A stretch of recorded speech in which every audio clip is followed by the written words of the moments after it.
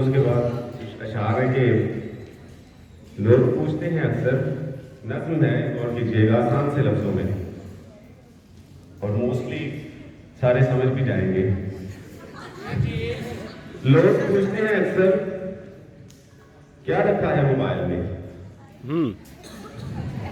ये हंसने वाले लगता है उनसे पूछा जाता है। लोग पूछते हैं अक्सर क्या रखा है मोबाइल में, कौन सी किताबें हैं जिनको पढ़ते रहते हो,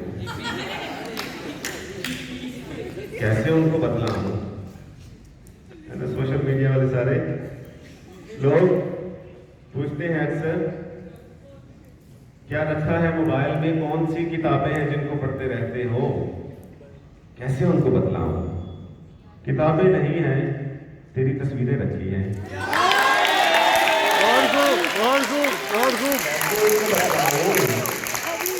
किताबें नहीं हैं, तेरी तस्वीरें रखी हैं।